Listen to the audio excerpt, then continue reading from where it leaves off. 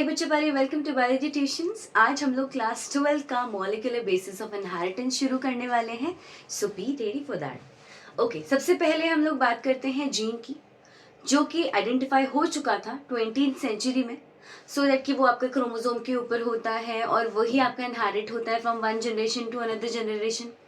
जहाँ पे ये बात भी उनको थोड़ी बहुत पता चल गई थी कि जो आपका जीन है या जो जेनेटिक मटेरियल है वो आपके डीएनए और प्रोटीन से मिलके बना हुआ है। डीएनए और प्रोटीन एक कैंडिडेट की तरह बिहेव करते हैं, वेराज जो प्रोटीन है वो स्ट्रॉन्गर होता है और स्टेबल होता है और ज्यादा नंबर में भी होता है, राइट। और उसी प्रोटीन के चारों तरफ आपका डीएनए रैप्ड होता है, जिसको बोलते हैं न्यूक्लियोसोम। क्लियर। और पूरी जो क्रोमेटिन थ्रेड है वो इसी तरीके से बनी हुई है। इसको हम लोग डिटेल में करेंगे, डोंट वरी अबाउट दैट। इतना कुछ तो पता चल ही गया था, लेकिन यहाँ पे एक चैलेंज आ गया था फॉर साइंटिस्ट दैट हम आइडेंटिफाई कैसे करेंगे इस जेनेटिक मटेरियल को कि क्या ये डीएनए ही है या इसके अलावा कुछ और भी हो सकता है। यहाँ पे जब हम डीएनए की बात करते हैं, डीएनए तो आरएनए का भी नाम आ जाता है, जहाँ पे DNA is your deoxyribonucleic acid and RNA is ribonucleic acid. यहाँ पे बहुत सारे ऐसे ऑर्गेनिज्म हैं जिनमें आपका मोस्टली आपके डीएनए कंटेन होता है, डीएनए जेनेटिक मटेरियल होता है। लेकिन कुछ वायरसेस और कुछ ऑर्गेनिज्म ऐसे भी होते हैं जिसमें आरएनए जेनेटिक मटेरियल होता है। अब आरएनए का सिर्फ यही रोल नहीं है कि वो आपका जेनेटिक मटेरियल रहेगा, इसकी कुछ एडिशनल एक अडेप्टर की तरह भी ये आपका बिहेव करता है, कैटलिस्ट की तरह भी ये आपका बिहेव करता है। आरएनए एक मैसेंजर आरएनए की तरह परफॉर्म करता है। जब साइंटिस्ट ने इतनी स्टडी कर ही दी थी तो उन्होंने जेनेटिक मटेरियल के बारे में 3 पॉइंट्स रखे थे कि जो भी जेनेटिक मटेरियल होना चाहिए वो इन 3 चीजों पे खरा उतरना चाहिए। जैसे कि पहला, it should be able to store information regarding the structure, regarding the division and regarding the metabolic activities of any organism or any cell। कि स्ट्रक्चर कैसा है, जब डिवीजन हो रहा है तो किस टाइप का डिवीजन होना चाहिए, मेटाबॉलिक एक्टिविटीज के रिगार्डिंग जो भी इंफॉर्मेशन है वो उस जेनेटिक मटेरियल में स्टोर होनी चाहिए। सेकंड, स्टेबल होना चाहिए सो दैट जब भी सेल डिवीजन हो तो वो आपका इनहेरिट हो पाए from one generation to next generation. और तीसरा, इसमें आपकी वेरिएबिलिटी आनी चाहिए।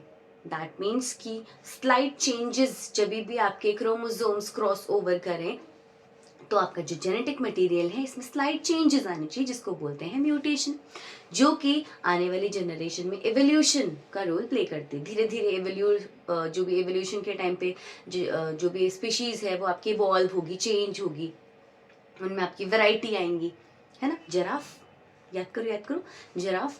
तो जिराफ में जैसे आपकी जो नेक पहले थी, जो शॉर्ट नेक होते थे, और अब जो होती है नेक बहुत ज्यादा बड़ी होती है, वो ड्यू टू एवोल्यूशन है।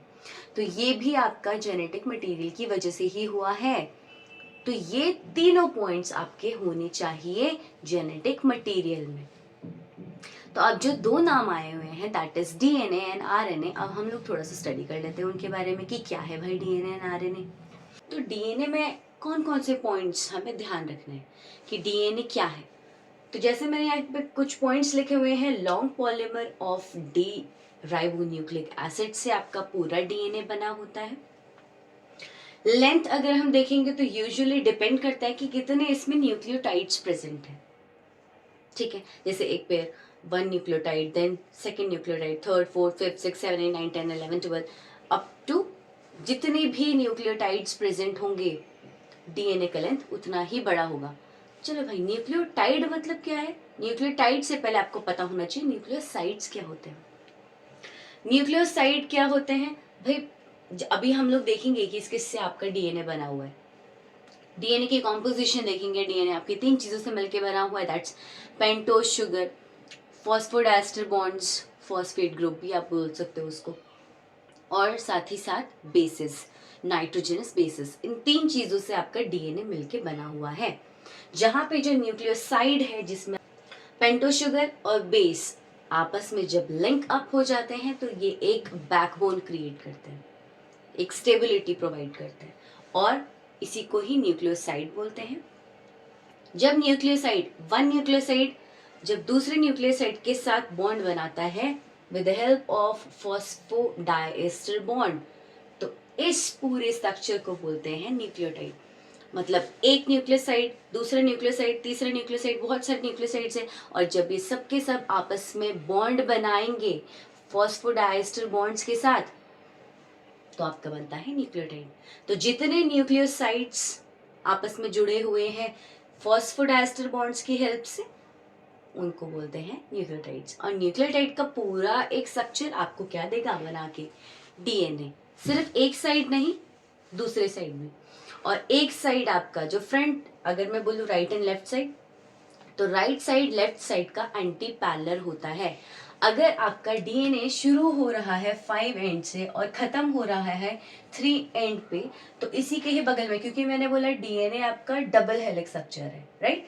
तो यहाँ पे जो इसके अगेंस्ट जिसके साथ ये बॉन्डिंग बनाएगा, तो जिसके साथ भी ये बॉन्डिंग बनाएगा, अगर आपका दिस साइड लेफ्ट साइड अगर 5 डैश से शुरू हो रहा है और 3 डैश पे एंड हो रहा है, तो इसी के ही राइट साइड वाला 3 डैश से शुरू होगा और 5 डैश पे एंड होगा। ठीक है, क्योंकि डीएनए में आपके 2 स्टैंड होते हैं, वेयरएज आरएनए में सिंगल स्टैंड है, तो वो 5 डैश टू 3 डैश ही आपका शुरू होगा और खत्म होगा, क्योंकि दूसरा स्टैंड तो है ही नहीं, तो वहां पे एंटी पैरेलल नहीं बनते हैं। क्लियर? राइट, जो कि 3 चीजों से मिलके बने हुए हैं, नाइट्रोजनस बेसिस। अब नाइट्रोजनस बेसिस में भी 2 टाइप आ जाता है, जिसमें कि कुछ होते हैं जो होते हैं प्यूरिन्स, और कुछ होते हैं जो आपके पिरामिडिन्स। जो प्यूरिन है, इसमें जो ये पूरी साइकिल है, इसमें 9, ये आपके 9 चेन मेंबर्स की बनी होती है। अगर पूरा हम इसको काउंट करेंगे तो कितने इसमें चेन्स है? 1 2 3 4 5 6 7 8 9, तो ये आपके 9 मेंबर की चेन है। वेराज जो पिरामिडन है, ये आपके 6 मेंबर्स की चेन होती है। क्लियर? अब जो आपके प्यूरिन होते हैं वो 2 टाइप के होते हैं, दैट्स एडेनिन एंड ग्वानिन, और ये दोनों आपके प्रेजेंट डीएनए में भी होंगे और आरएनए में भी प्रेजेंट होंगे। वेराज जब हम पिरामिडन की बात करते हैं, तो पिरामिडन्स या फिर पिरामिडन आप कुछ भी बोल सकते हो, इसमें आपका साइटोसिन और यूरेसिल या फिर थायमिन, साइटोसिन और थायमिन आपका प्रेजेंट होता है डीएनए में। साइटोसिन और uracil in place of thymine, uracil आपका प्रेजेंट होता है आरएनए में। देन हमेशा बॉन्ड बनाएगा डबल बॉन्ड, और वो भी किसके साथ? थायमिन के साथ। क्लियर? डीएनए में। और आरएनए में यही एडेनिन बॉन्ड बनाता है यूरेसिल के साथ। क्लियर? यहाँ पे आएंगे आपके प्यूरिन्स और यहाँ पे आएगा आपके pyrimidines. Clear? Same for the guanine, guanine आपका बॉन्ड बनाता है साइटोसिन के साथ, लेकिन कैसा? Triple bond. ओके, और ये जो बॉन्ड्स होते हैं ये होते हैं हाइड्रोजन बॉन्ड।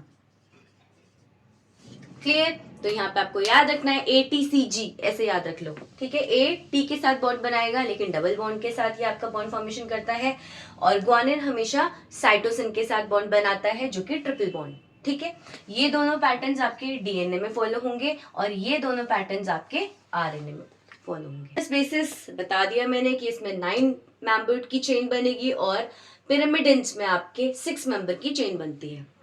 हम लोग देखेंगे भी कि आपके एडेनिन का स्ट्रक्चर कैसा होता है, ग्वानिन का स्ट्रक्चर कैसा होता है, साइटोसिन, यूरेसिल और थायमिन का स्ट्रक्चर भी कैसा होता है। Clear? Next is your pentose sugar. यही आपके जो नाइट्रोजनस बेसिस है, ये पेंटोज शुगर में ही आपके अटैच होते हैं टू द OH ग्रुप, यहाँ से अटैच होते हैं। डीएनए में आपके ऑलमोस्ट 4 OH ग्रुप प्रेजेंट होता है, वेराज आरएनए में ओनली 2 OH ग्रुप प्रेजेंट होता है। फॉस्फेट ग्रुप की अगर हम बात करें, तो फॉस्फेट ग्रुप, जिसको फॉस्फोडाइएस्टर बॉन्ड भी बोलते हैं, क्योंकि यही आपका कनेक्ट करता है वन न्यूक्लियोटाइड को अनदर न्यूक्लियोटाइड से। तो स्ट्रक्चर हम देखेंगे तो और क्लियर हो जाएगा। तो फॉस्फोडाइएस्टर बॉन्ड आपका PO4, जहां पे P4 ऑक्सीजन से बाइंड करता है और वन न्यूक्लियोटाइड को दूसरे न्यूक्लियोटाइड से अटैच करता है। सबसे पहले पेंटोज शुगर बना लो। पेंटोज शुगर बनाने के बाद आपको ये ध्यान देना है कि नंबरिंग कहाँ से करनी है। ठीक है, तो सबसे पहले मैं इसमें अटैच कर लेती हूँ अपना नाइट्रोजनस बेस। तो मैं नाइट्रोजनस बेस इस एंड से अटैच करूंगी, क्योंकि मेरा डीएनए है ना ये, तो डीएनए में मेरा OH ग्रुप चारों में प्रेजेंट होंगे, और दिस साइड ये वाला मेरा होगा CH2OH। ठीक है, ये मेरा OH, और मैं यहाँ पे इस वाले बॉन्ड से, जो फर्स्ट नंबर है नाइट्रोजनस बेस मेरा पेंटोज शुगर के फर्स्ट कार्बन चेन से अटैच होगा। ठीक है, तो फर्स्ट कार्बन चेन से कर लीजिए भाई अटैच कर लिया है मैंने अपना nitrogenous base. This is my adenine जो कि प्यूरिन है, ठीक है।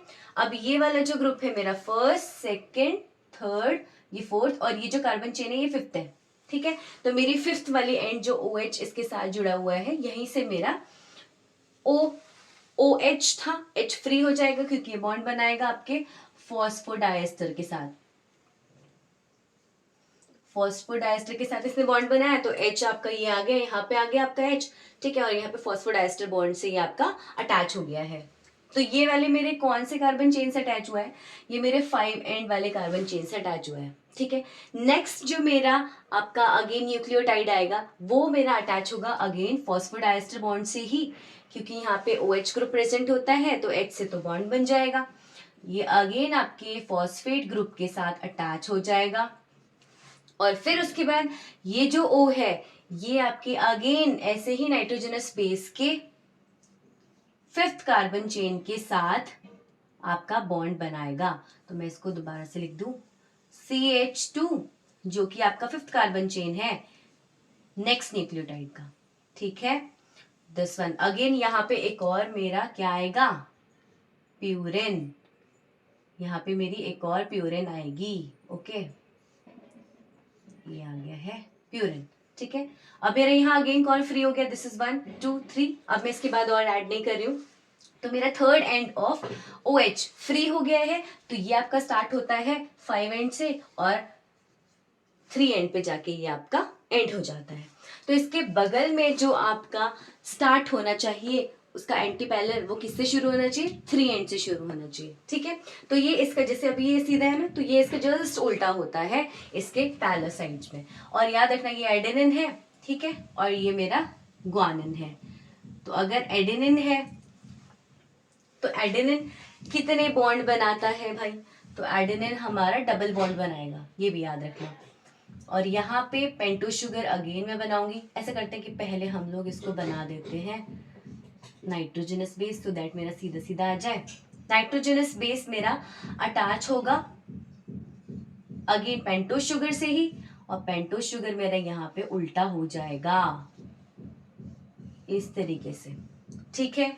और इसमें भी this one is the first 1 2 3 4, और इसके साथ ही जो आपका आया हुआ है दैट इज 5th है ना कार्बन चेन, ठीक है।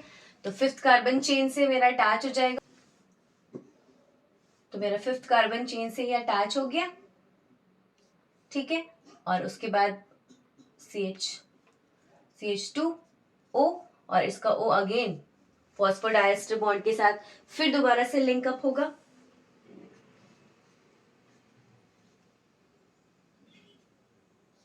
और ये फिर से आपका बॉन्ड बनाएगा टू द नेक्स्ट न्यूक्लियोटाइड, ठीक है। उसके बाद यहां से भी आपका आएगा, ठीक है, ये आपके ट्रिपल बॉन्ड क्रिएट कर लेगा। और ये भी आपका फिर किसके साथ अटैच होगा, किसके साथ अटैच होगा, टू द पेंटोज शुगर, ठीक है। तो ये भी फर्स्ट, ओके। और अगेन फिर यहां से दोबारा ये होता जाएगा कंटिन्यूसली। तो मैं यहाँ पे मैं यहाँ से CH2OH यहाँ से जो आपका O है उसके साथ अटैच होगा। अब देखो यहाँ पे आपका कौन सा फ्री एंड है, दिस इज 1 2 3 4 और ये 5th कार्बन चेन। तो यहाँ कौन फ्री हो रहा है, यहाँ पे 5th एंड वाला कार्बन OH ग्रुप फ्री हो रहा है। और यहाँ से किसके साथ बॉन्ड बनाएगा, ये हमेशा जो भी बॉन्ड बनेगा यहाँ पे कौन सा OH आपका फ्री है, 3rd OH फ्री है, तो ये आपका 3 एंड है। तो आप यहाँ देख रहे हो यहाँ पे 5 एंड से शुरू हुआ और 3 एंड पे खत्म हो रहा है, और यहाँ से 3 एंड से शुरू हो रही है और 5 एंड पे खत्म हो रहा है। तो ये होता है डीएनए का पूरा स्ट्रक्चर। आई होप आप लोगों को क्लियर हो गया होगा कि कैसे आपको फॉर्म करना है। These are the purine and these are the pyramids. Clear? तो आई होप आप लोगों को यहाँ तक समझ में आ गया है, ड्रॉ करना आ जाएगा, इसकी प्रैक्टिस कीजिए। एंड आज हम इस वीडियो को यहीं तक रखते हैं। Till then take care, bye bye and stay tuned.